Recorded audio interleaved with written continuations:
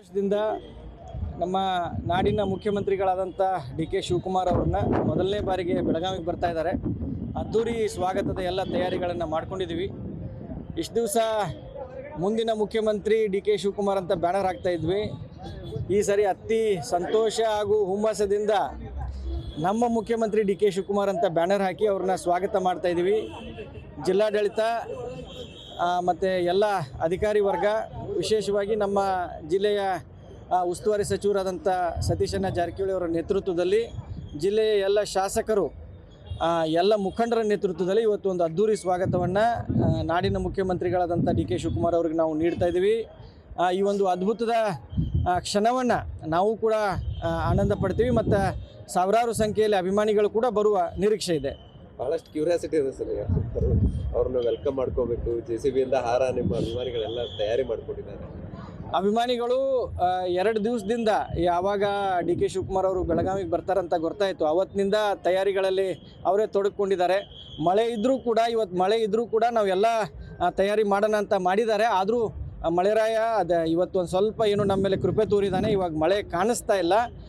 ಸಾಹೇಬರು ಇನ್ನೇನು ಕೆಲವೇ ಕ್ಷಣಗಳಲ್ಲಿ ಬಂದಾಗ ಸಾವಿರಾರು ಸಂಖ್ಯೆಯಲ್ಲಿ ಅಭಿಮಾನಿಗಳು ಅದ್ಧೂರಿ ಸ್ವಾಗತವನ್ನು ಇವತ್ತು ನಾವು ಮಾನ್ಯ ಮುಖ್ಯಮಂತ್ರಿಗಳಾದಂಥ ಡಿ ಕೆ ಶಿವಕುಮಾರ್ ಸಾಹೇಬರಿಗೆ ನೀಡ್ತೇವೆ. ಸರ್, ಈಗ ಮೊದಲ ಬಾರಿಗೆ ಬರ್ತಿರೋ ಒಂದು CM ಡಿ ಕೆ ಸರ್, ಏನೇನು ನಿರೀಕ್ಷೆಗಳು ಇಟ್ಟಿದ್ದು ಅಂದರೆ ಏನೆಲ್ಲ ಮಾಡ್ಬೋದು, ಅವರು ಏನೆಲ್ಲ ಸಮಸ್ಯೆಗಳಿದ್ದಾವೆ? ಒಂದು ಕಡೆ ಬರಗಾಲ ಐತಿ, ಒಂದು ಕಡೆ ಮಳೆ ಆಗ್ತಾ ಐತಿ.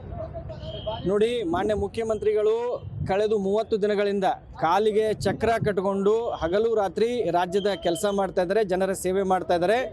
ವಿಶೇಷವಾಗಿ ಬೆಳಗಾವಿ ಜಿಲ್ಲೆ ದೊಡ್ಡ ಜಿಲ್ಲೆ, 18 ಮತಕ್ಷೇತ್ರಗಳನ್ನು ಒಳಗೊಂಡಂಥ ಒಂದು ದೊಡ್ಡ ಜಿಲ್ಲೆ. ನಮಗೆ ಸಾಕಷ್ಟು ನಿರೀಕ್ಷೆಗಳಿದ್ದಾವೆ.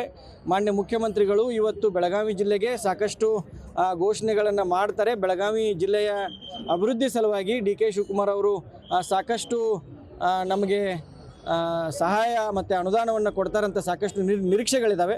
ಎಲ್ಲ MLAಗಳು ಕ್ಷೇತ್ರವಾರು ತಮ್ಮ ಬೇಡಿಕೆಗಳನ್ನು ತಯಾರಿ ಮಾಡ್ಕೊಂಡಿದ್ದಾರೆ, ಪಟ್ಟಿಗಳನ್ನು. ಅದನ್ನು ಇವತ್ತು ಎಲ್ಲ ಮಾನ್ಯ ಮುಖ್ಯಮಂತ್ರಿಗಳಿಗೆ ಅವರು ಮನವಿಗಳನ್ನು ಸಲ್ಲಿಸ್ತಾರೆ. ನಾವು ನಮ್ಮ ಬೆಳಗಾವಿ ಗ್ರಾಮೀಣ ಮತಕ್ಷೇತ್ರದ ಪರವಾಗಿ ಲಕ್ಷ್ಮೀ ಹೆಬ್ಬಾಳ್ಕರ್ ಅವರ ನೇತೃತ್ವದಲ್ಲಿ ನಾವು ಕೂಡ ನಮ್ಮ ಮನವಿಯನ್ನು ತಯಾರು ಮಾಡ್ಕೊಂಡಿದ್ದೀವಿ, ನಾವು ಕೂಡ ಸಲ್ಲಿಸ್ತೀವಿ. ಒಟ್ಟಾರೆಯಾಗಿ ಬೆಳಗಾವಿ ಜಿಲ್ಲೆಗೆ ಡಿ ಕೆ ಶಿವಕುಮಾರ್ ಅವರು ವಿಶೇಷವಾದಂಥ ಪ್ಯಾಕೇಜನ್ನು ಘೋಷಣೆ ಮಾಡ್ತಾರಂತ ನಮಗೆ ಭರವಸೆ ಇದೆ. ಸರ್, ಈಗ ಒಂದೇನಂತಂದ್ರೆ ಡಿ ಕೆ ಶಿವಕುಮಾರ್ ಖುಷಿಯಾಗಿದ್ದಂತೂ ಸಾಕಷ್ಟು ಎಲ್ಲರೂ ಇಡೀ ಜಿಲ್ಲೆ ಜನರಿಗೆ ಖುಷಿಯಾಗಿದೆ. ಗ್ರಾಮೀಣ ಜನರಿಗೆ ಒಂದು ಸೀಟ್ ಲಕ್ಷ್ಮಿ ಅಕ್ಕ ಸಚಿವರಾಗಬೇಕನ್ನುವಂಥ ಐತಿ. ಸೊ ಏನಾಗ್ಬೋದು ಸರ್, ಏನು ನಿರೀಕ್ಷೆಗಳದಾವ? ನೋಡಿ, ಲಕ್ಷ್ಮೀ ಹೆಬ್ಬಾಳ್ಕರ್ ಅವರು ಕಳೆದ 27 ವರ್ಷದಿಂದ ತಳಹಂತದಿಂದ ಕಾಂಗ್ರೆಸ್ ಪಕ್ಷದಲ್ಲಿ ಸಕ್ರಿಯವಾಗಿ ಕೆಲಸ ಮಾಡಿ ಎಲ್ಲ ಹಂತದಲ್ಲೇ ಅವರು ಸೇವೆ ಸಲ್ಲಿಸಿದ್ದಾರೆ. ಜಿಲ್ಲಾಧ್ಯಕ್ಷರಾಗಿ, ಮಹಿಳಾ ಕಾಂಗ್ರೆಸ್ ರಾಜ್ಯ ಅಧ್ಯಕ್ಷರಾಗಿ ಪ್ರತಿಯೊಂದು ಹಂತದಲ್ಲಿ ಅವರು ಸೇವೆ ಸಲ್ಲಿಸಿದ್ದಾರೆ. ಕಳೆದ 3 ವರ್ಷದಲ್ಲಿ ಕರ್ನಾಟಕ ರಾಜ್ಯದ ಸಚಿವರಾಗಿ ಒಂದು ಕಪ್ಪು ಚುಕ್ಕೆ ಇಲ್ಲದೆ ಗೃಹಲಕ್ಷ್ಮಿ ಯೋಜನೆಯನ್ನು ಸಾಕಷ್ಟು ಅಚ್ಚುಕಟ್ಟಾಗಿ ಯಶಸ್ವಿಯಾಗಿ ಅನುಷ್ಠಾನ ಮಾಡುವಲ್ಲಿ ಕೂಡ ಸಫಲರಾಗಿದ್ದಾರೆ.